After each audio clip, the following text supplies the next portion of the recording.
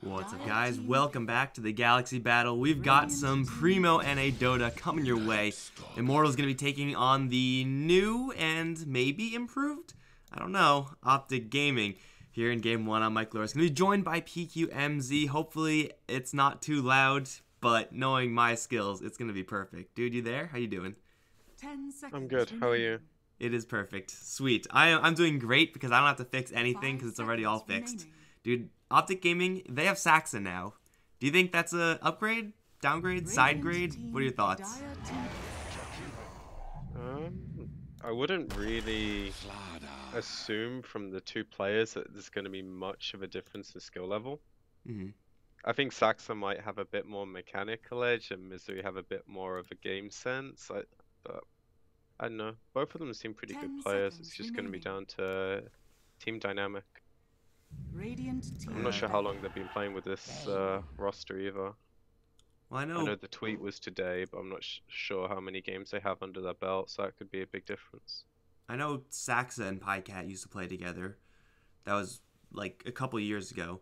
But I'm pretty sure Saxa hasn't played with anyone else because it's kind of like a cobbled together team. So this being their first performance in this kind of a semi-finals match, not really the greatest place to try to like test the waters. But you know what? Saxa's been around the block. I thought he was taking a break or something. I don't know what happened to that. But going up against Immortals should be pretty steep competition, as Immortals will go ahead and pick up their two supports, kind of mirroring the OpTic supports. Very kind of balanced support opening from these two teams so far. Yeah, both have the option of moving multiple heroes to different roles as well, so there's some flexibility in their opening. I suppose Bane is no longer an offlane hero, but you can do Night Stalker, you can do Shakira, you can do Slada pretty easily these days. Dude, Bane was never really an offlane hero. He was an offlane hero like once. I think I saw Universe. He was a legit offlaner. Yeah. I was never a believer in Bane going towards the offlane. I mean, it was cute, but he's a support, man. There are always going to be supports. You can do Bane offlane in the right game. You can do any hero anyway in the right game. It's just the chances of it happening are slimmer and slimmer as the draft goes on. You're like, Bane's really good against this one hero. Maybe I put him offlane, and then you see the rest of their lineup, and you're like, well, Bane's pretty shit here. I guess he's just the 5th position. So that's flexibility. But he does a good job as a 5. It's like that Vengeful Spirit early pick, where it's like, hey, you can support with her, you can give her farm in the safe lane. Probably not quite as flexible. We also see Night Stalker doing that from time to time. It's probably more common to adapt by putting your Night Stalker in the 3 off lane as opposed to that 4 roaming position. It's still very rare. Like, that doesn't really happen like ever, and especially nowadays, but it used to definitely be a thing. It still happens from what I've seen. Must be watching different games. I mean, yeah, it used to be a lot more common, I feel, though. Like, nowadays, Night Stalker, if you can get Night Stalker, you're not gonna like try to risk him in the off lane when you just put him in the 4. I feel like the way you make that work is you have a different style of 4 that can soak up the lane when Night Stalker wants to move around. It's lanes and what you accomplish in the game have become completely different than what they used to be, I think. Like, if you want to throw this Night Stalker into the offlane, he can still play the tempo controlling role you would want from a 4 position. You just give him a different variance at the start of the game, which may mean he has more farm and less impact on other lanes, or he could have no farm because he's getting tri-lane, things like that. Well, it does seem like if they decide to give Night Stalker a solo lane, it's going to be a pretty hellish one. Luna the pick for the Immortal side, alongside Jakiro and that Slaughter, who should be moving around quite a bit. That's a pretty airtight tri-lane right there. And you can combat it if you have like an Undying or something like that, but that ship has kind of sailed for the most part from OpTic. So Immortals with a pretty powerful lane of heroes so far. Powerful enough, perhaps, to go offensive tri-lane. It would depend on OpTic's decision for their own safe laner, but for sure Immortals do have that flexibility. Yeah, it seems like a very Immortals thing to do, getting these three really strong tri-lane-esque heroes that kind of dissuade you from ever going into their safe lane and 10 giving, I'm seconds remaining. presuming, QO some farm. 5 seconds remaining. And tempo controlling mid hero backed up by MP with like this really safe Dire team Luna pick. Ooh. Okay. SD Luna is definitely a thing. Like it got nerfed quite a bit since when it was like a super commonplace. Seeing a little bit more Shadow Demon nowadays, but what is this going to actually mean for the lane? I don't think I've seen a team do Shadow Demon as a non-support. It didn't work like at all. I'm pretty sure you want Shadow Demon and Luna paired up, and you want to set up for either the Crush or the Ice Path and Jakiro. They're both not bad, but Immortals looking like they're really gonna go ham in the early stages. Like you don't pick up these heroes if you have late game aspirations. I mean, they scale pretty well, but yeah, you do want to set the tempo rolling early. My guess would be they shift Shakira to the off lane, but again, nothing set in stone. So it's gonna be. It looks like at least a Forev Jakiro, Slardar, Shadow Demon support crew from Immortals, and then a QO Luna. Seems like that's probably gonna be the most likely. We've seen a couple of Slardars take a little bit more of a farming role, but I do feel like that's a little bit less common than Jakiro. Still perfectly viable. I mean, on the OpTic side, they're going to go ahead and pick up the clock. We're kind of ignoring them.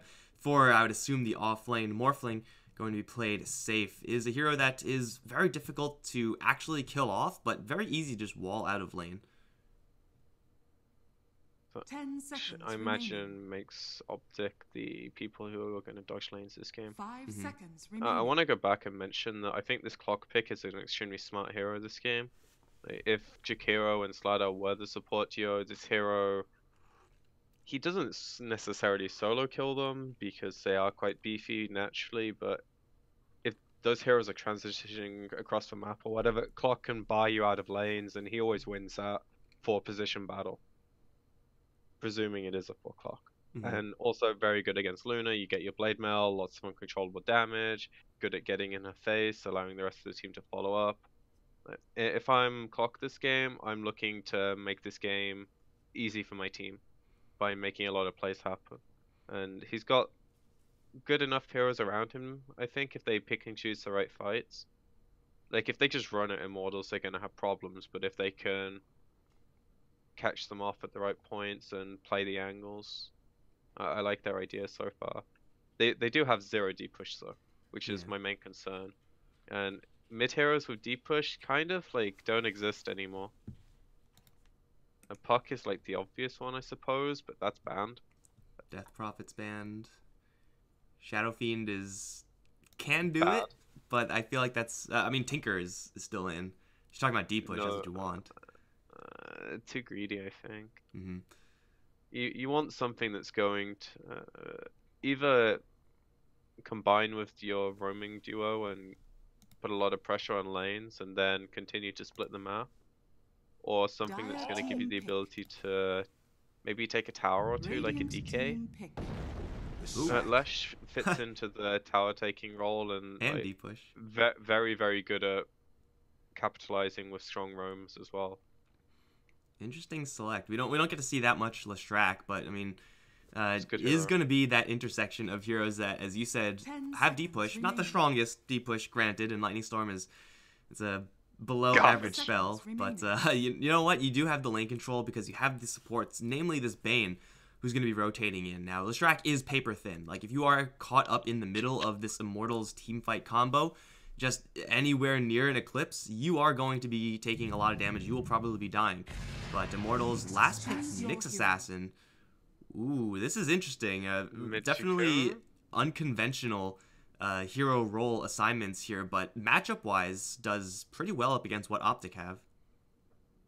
Yeah, I suppose they were just scared of letting the game get out of their control, so they wanted more catch. And that's why they opt for the Nyx. He's also, I suppose, if you give him more priority in a lane, he's going to be able to set the tempo quite nicely, while these other heroes don't have their initiation items yet. and QO's busy just getting the first 2-3 items like Luna normally does. And I think OpTic have a very good shot at this, so I wouldn't be too worried if I was them if they can get the ball rolling. 5 seconds I like their remaining. composition of heroes a lot. It does seem like for OpTic, it's just about minimizing their losses in the lanes. Immortals, like, I mean, I said with their first 4 heroes, like, they're going to try to go ham in the early stages. Nyx Assassin scales well into the late game, but, I mean, not really in the conventional, I'm going to be doing damage and killing people sense. Very utility-based hero.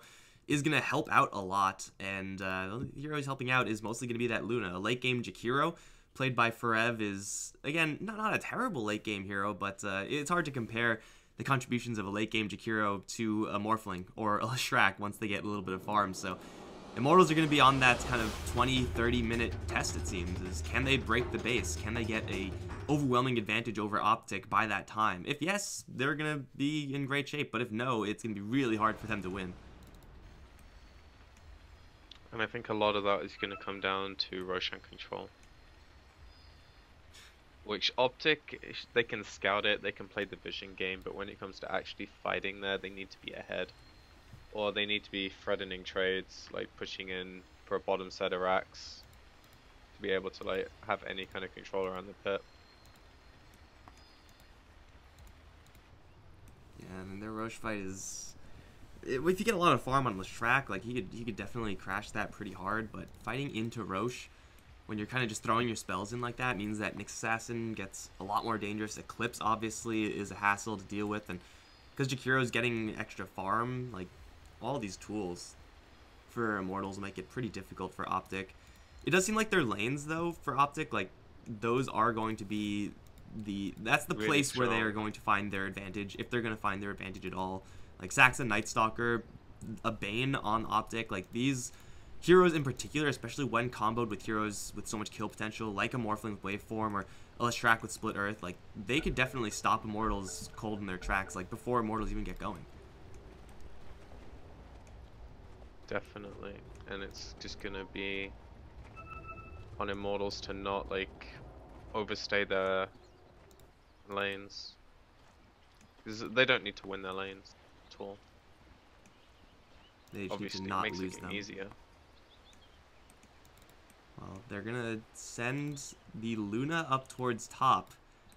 Played by Kyo, of course, the Luna player for Immortals, and have the Jakiro go towards the bottom lane instead. So, yeah, options for offensive tri-lane certainly are there, though it's only 2 heroes right now, so hard to make an offensive tri-lane with 2 heroes. We'll see if Dubu actually does make his full rotation up towards that top lane. Again, looking at Morphling, 380 health, very, very easy hero to kind of body back, but as far as actually getting that last hit, actually getting the kill, and once he gets level 2, once he gets that waveform, it's going to be a little bit more difficult to actually do that. But Immortals, what are they actually doing right now? They're smoking for the rune. It should be pretty easy to grab these. You're not going to fight as a 380 HP Morphling. I've seen it done, but I wouldn't recommend it, that's for sure. So I think Immortal's main goal in the first several minutes of the game is going to come to finding a way to make this more early laning stage as hellish as possible. Gives themselves some kind of leg up early. Because if you leave this hero alone, let him get like level 4, level 5, when his supports can come in, suddenly you can't go to that lane anymore, and Morphling has a really easy game, which is why they're moving him now, as they have a good read on the lanes. And Clockwork in the safe lane should be pretty happy against this lane. He can control it, get his levels. My waters rise. And then I imagine Lesh destroys the mid matchup. But we'll see. I haven't seen a mid Nyx in a very long time. I haven't seen a mid Lesh in a very long time as well. So add them together and you have a combo that's just never seen. Cogs will be going up towards top, and Zai. Cogs lasts long enough to protect himself. Otherwise, walk in as the Slardar, crush, start right-clicking in. Probably don't get that kill, but you do a lot of damage for pretty much free, so definitely has to watch out Zai on this top lane. But CCNC is going to get a lot of mana burned out. We see MP already committed into that. Getting Spike Carapace versus this Leshrac is honestly pretty easy to to fake out from CCNC. Like, his cast animations of Leshrac, they're so huge in this windup that you just cancel it at any given time. And if you pull out a Spike Carapace for free, it's not the biggest deal in the world, but hey, that lets you set up for the next time when you're kind of feigning those animations. The person who's really getting the short end of all this is Forev, facing up against both of Bane and Nightstalker. Will just get nuked down on bottom. Brain Sap Void, and the Jakiro had no time to react there. I'm really surprised they didn't move at least the Slardar down here. Because this is what OpTic want. They want a way to enable their Morphling, and now the supports both have level 2. Which is going to make their rotations a lot stronger. They do sleep Forev one more time. And PPD is just taking advantage of the fact that Bane is such a huge support hero. 25 base stats of level 2, obviously, and he's got the Brain Sap for even more sustain, though that is only level 1. Like, 5 armor, 700 HP, that doesn't really seem like numbers that belong on a support hero like this, but they are, so he's going to really abuse that. And Forev, well, he's going to get Waveform in, Void for the slow. PPD is here with the Nightmare just in case they need it. They shouldn't. Forev will die to the water splashes of Pycat. Man, if you could just avoid all that damage and just be the right clicker, that's the dream for a Morphling who's fully maxed out into Agi. Yeah, so off to a decent start on OpTic's front. Not so sure about CCNC going for this Edict build early. I feel like it's not necessarily the easiest thing to make work as a mid laner, but I'll give him credit that he knows the hero a lot better than I do. It is. You normally go like 2-0, 2, and then max out the stun. Because Pulse Nova helps you clear stacks, it does enough damage. Being able to actually pressure this tier 1 tower, I feel like is not that likely. You know, Nyx is a very annoying hero to kill.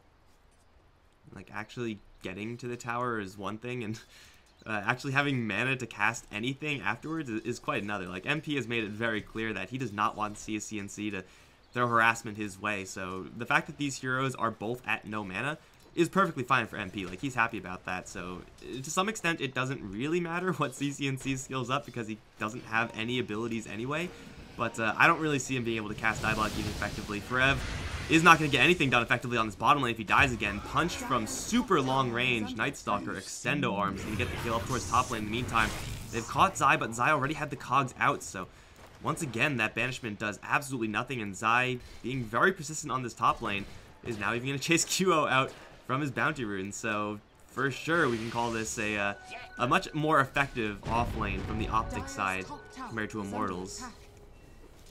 Yeah, I'd say they're winning 2 lanes and trading evenly in the mid lane. So with 4 minutes hitting, nighttime up for Nightstalker, we see what they can use this on.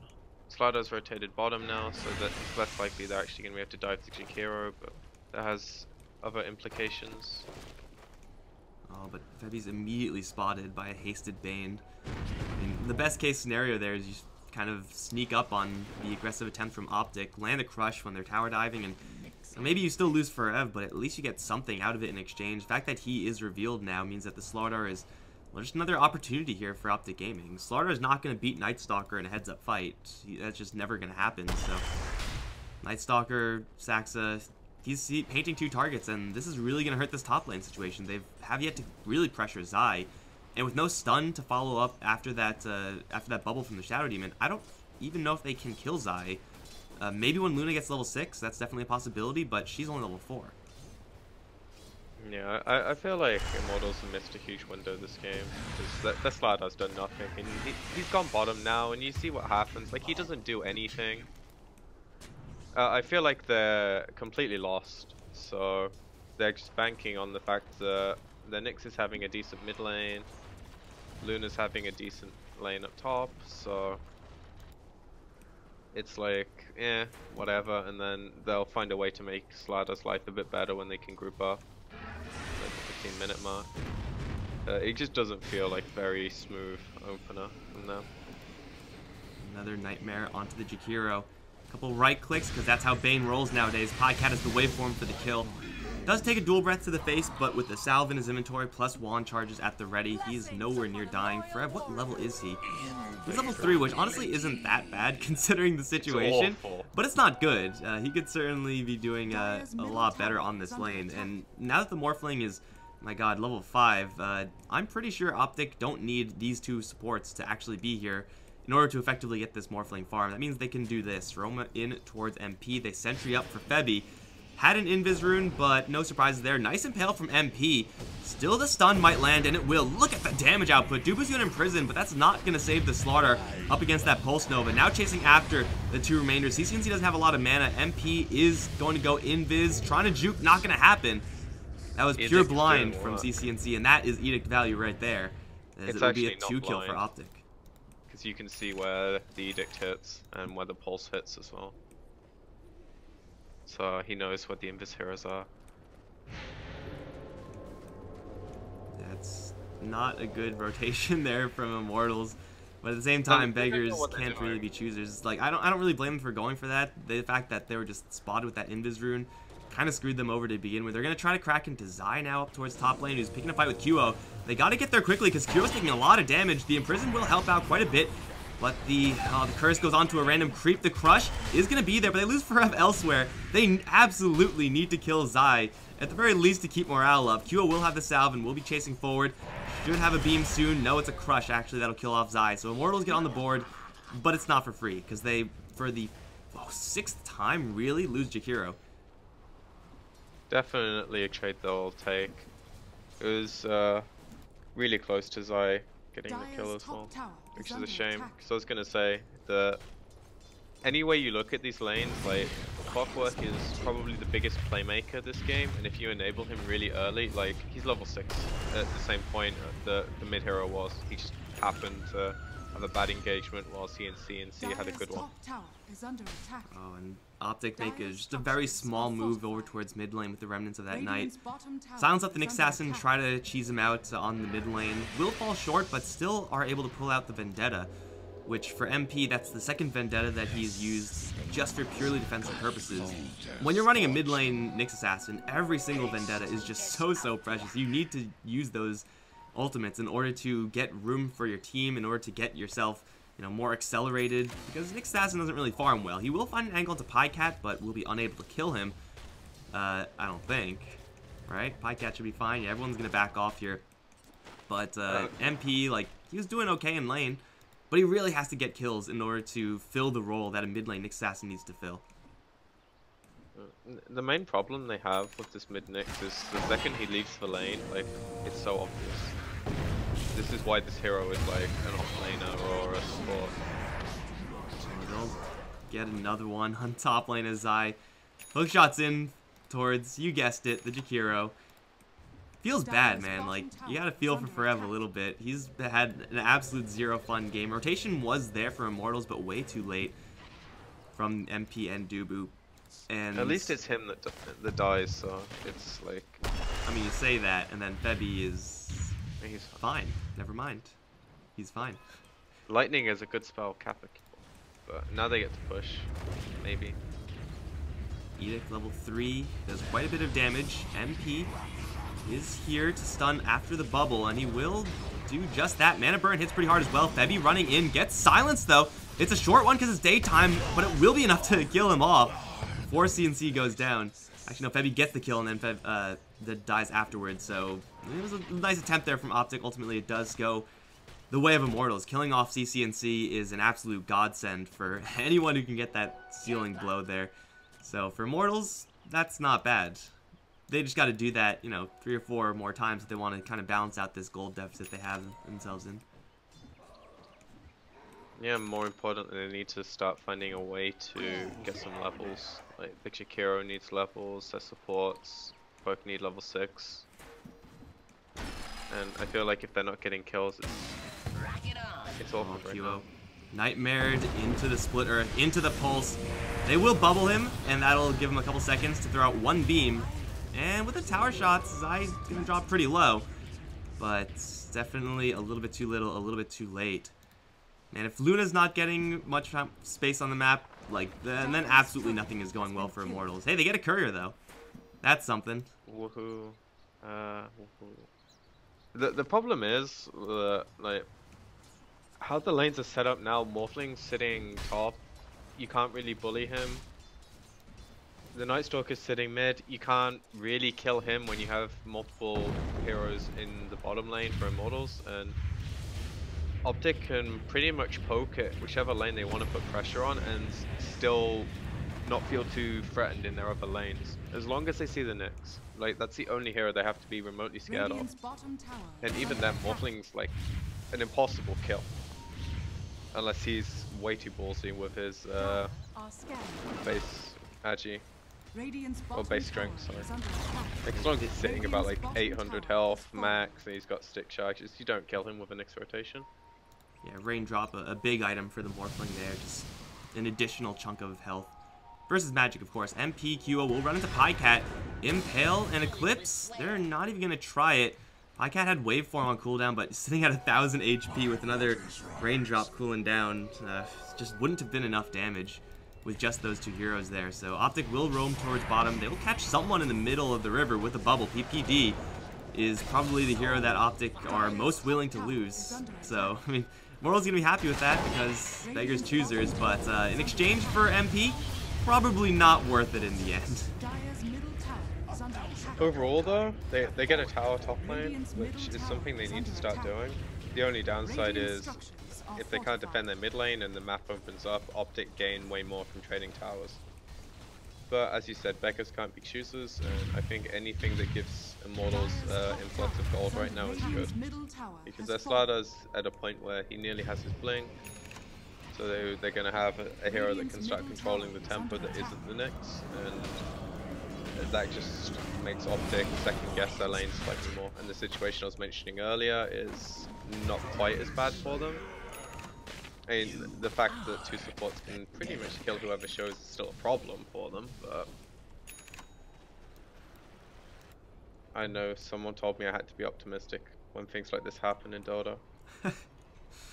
So I mean, I want to be optimistic for Immortal's sake as well, but I'm not really seeing all that many options for them. Blink Dagger timing on... Ooh, that's something to be optimistic about, actually. I was going to say, Slardar actually does have a remarkable amount of farm, considering the circumstances of this game. Dubu, though, he's going to go down. So another free kill for the OpTic side. Hookshot in towards QO. Might just be a second. QO does have Eclipse. I don't think you can cast it up against Battery Assault, and he will be dropped as well by the Pulse Nova of CCNC. And there is a Blink Dagger pretty much locked up here from Slardar, and that is an item that can definitely bring you back in, especially if you pick off CCNC to help him get that item with the Crush and the damage from the Jakiro. They'll take him down, and that is going to be the Blink Dagger. So, I mean, if you're an Immortals fan, this is the hero, this is the item that you really want to overperform right now. A Blink Dagger Slardar can make magic happen. They just have to find the right openings, and maybe that opening is going to be on PPD, although he is going to have the Nightmare out, and the Dual Breath does miss. No points in Ice Path yet. Febby doesn't actually have the Blink Dagger on him, but he does have maxed out Sprint in the river, so he's pretty quick. Going in perhaps a little bit too far, though. Gets Brain Sapped, and well, the help is coming in. Might be a little too slow, and it will go down, but an Eclipse land on its eye with the curse there as well from Dubu. We'll make it a 1-for-1 exchange, and the Slardar, I don't believe, got his Blink Dagger by the time he died. Pycat has a Lincoln Sphere, but he's immediately going to get impaled. Goes into Strength Morph, won't die just yet. Will waveform through absolutely everyone, and with the silence onto Jakiro, he's still, much like the rest of this game, completely useless. Split Earth lands only onto one, but we have Forev isolated because of that bubble, and he will go down. MP being chased after, as is QO. Pycat's none too healthy. QO does have the Shrine here. Only one more beam left. Gets silence out of it. Can't even cast it. Saxa is maybe going to get cheesed out by MP, and he will. But MP probably is going to pay for that with his life. No, Crush comes in onto 3 heroes. Very well played by Febby, but there's just no follow-up. So again, it's a situation of a little bit too little, a little bit too late. And OpTic Gaming will once again clean house, only losing the... They only lost Night Stalker, really? No, they also lost Lash at the start of the fight, but... Overall, Immortals capitalize on like a really sloppy play by OpTic, where their two supports run this way and their core hero runs this way after a fight to farm some creeps because he's greedy and gets picked off. But then they stay too long. Like, this Morphling doesn't run in around the Roshan pit like this and bait you for, I don't know, 10 seconds or so, because he's stupid. he does it to let the Lesh come in again after he respawns, and then you stay too long and they get more picks. And this is just the problem with them pretty much only relying on Luna for physical damage and a Vendetta hit, which is once a fight. You know, the rest of their damage is very magic based, and Jakiro doesn't have any form of control yet because he's been feeding the entire game. Well, PPD and Dubu will bump heads. PPD, though, gonna get a lot of help from Zai with a 2-man hookshot. Pycat's here as well. Impale will kill off the Bane in the end. And Zai is taking quite a bit of damage as well, but MP is gonna drop first. Pycat's gonna make his arrival known. Maybe he does land a crush, and he does not get hit by the waveform, so he's able to blink out of there, but Dubu cannot blink, so he's gonna drop. Another fantastic trade there from OpTic, just trading easy 2-for-1s all day long. Killing off, again, that MP Nyx, who does have a blink dagger of his own. But this is just bad. Knife in the wounds, and they are gonna steal the rest of QO's stack, it looks like.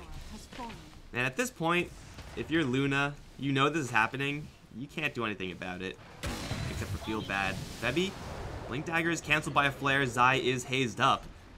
Dragon helping out, maybe? Not really. He gets 2 of his ancients. It's something. Yeah, it's just OpTic making the most of the map right now. And they nearly have a Bloodstone on the Lesh, so he's gonna get that little bit tankier. The Morph has his BOTs, so he's that much more mobile, and it feels like the only way Immortals win this game is if they have some kind of 5-man run at you out of nowhere play that I don't know which pro player said it, because it's probably loads of them, but when you make this like retarded move that you don't expect good players to make and it works, that's the way they win this game right now. And like, I expect OpTic will know that they're only going to lose if they take this really bad 10 hero fight where Immortals do this, where they smoke in. But luckily, they're positioned really well. Radiant's top tower is under attack. And they're making the most of the space they're gonna get, especially if they can hit Gan. CCNC is very well hidden right now. Even if they blow their smoke on him, and they do. They can't even scout him, they have no poison. They have pings out. Febby's almost gonna catch him, almost crushes him. Forev. Yeah, now this goes bad. Oh, now the hook shot onto QO. Immediately gets put into the disruption, so Zai's initiation, oh, never mind, does do just enough. And in the backline, they lose to Jakiro. MP is already on the run. And Immortals, well, they are just trying to cut their losses right now. I don't think MP can really get out of this. Pycat has taken his form, and he's going to throw an Impale back in towards the Nyx. Dubu as well gets picked off by the Leshrac. It was a good idea, but I think they just stuck around for a little bit too long. Like, OpTic have eyes freaking everywhere in this area. Yeah, that's them knowing how Immortals get back into this game and making the right play. And the only reason I say the GG out thing is like, they're losing Roche to a lineup that is like, it's not even that good at taking Roche. It's only good because they're so far ahead. And I think that win condition just went from having that retarded 10-man fight that OpTic really shouldn't be taking, and then getting a Roche into not really being a play anymore. And especially if QO like is dying at his shrine to solo clockwork, it really messes with your idea of Dota as a team. You feel like you have to work as 5 the entire time, and that's what Morphling wants. So much space. And he clears waves so fast now. He has his 15 talent, he's working towards his E-Blade for even more burst, more anti-Luna stuff. At least Luna almost has that level 12. A level 1 Eclipse definitely isn't going to win you that really stupid 10-man fight. A level 2 Eclipse will give you a chance if OpTic... Don't kill I don't know, I'm just trying to like think of some scenario that's actually plausible where Immortals are able to kind of cheese out 2 kills very early on, and then OpTic think they can salvage it, but I don't actually think that's a possibility as long as OpTic are positioned like this. Yeah, not on this tower or this tower. It has to be like a high ground push. Only downside really is that like their deep push is just so bad. Like the Shadow Demon doesn't have any points in his poison. Forev still doesn't have any Ice Path points, which I don't disagree with. It's just unfortunate that they have no way to like catch these heroes and go out of position other than an Impale or a Crush, which then they run away from because they don't have any poke damage, right? Like if Shakira walks up here and casts Dual Breath, you kind of react to that, you know? It's not... Oh, Zai catches 2 with the cage on top. Immediately gets the kill on the Luna, and Forev, well, we all know what Forev's doing in this game. He's dying. And Zai gets a double. I mean, you pincer 2 enemy Radiant heroes in the middle of 2 high grounds. Like, that is just a super sad spot to be. And they've already taken down the tier 3 in the mid lane, and with pretty much the majority of the team fight from Immortals killed off at this point. Oh, Saxa's right around the corner for MP. Gets silenced on the blink in, and he'll get obliterated. Dubu as well should be falling here. Small stun from the Morphling, but CCNC just keeping up with the pulses. This is looking like it's going to be Rax. It's only 21 minutes in, and I don't know what's with like the games I cast. Every single game is like a 20-30 minute game. Like it's always just super one-sided. I don't know why. Do you cast NA Dota? It is NA Dota. Oh, that's why, dude.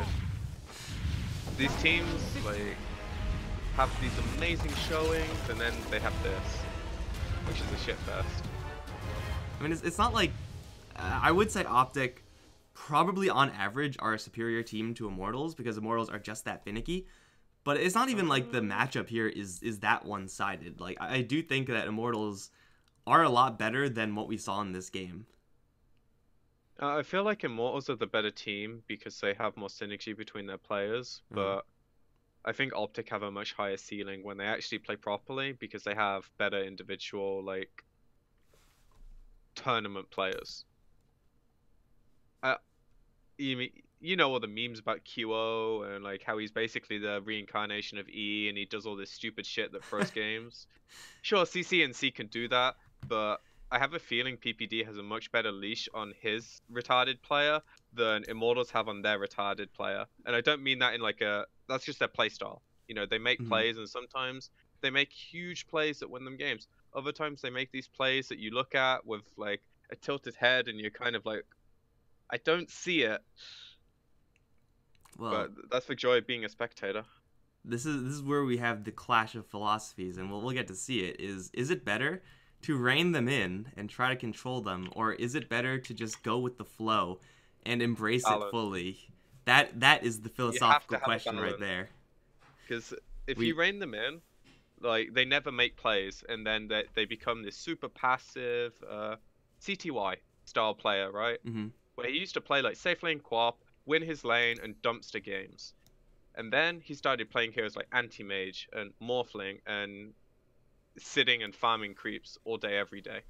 You need these players to make plays because that's what they do. Otherwise, they wouldn't be where they are.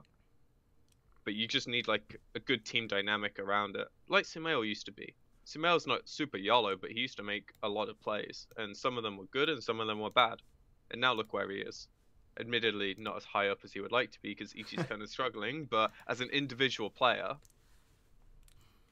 I suppose that's the best example I can think of. Well, we'll see if Immortals can fix it up. This is a best of 3 after all. Winner goes on to the finals. Got Complexity and or VGJ Storm, who are waiting to play. That's going to be happening later.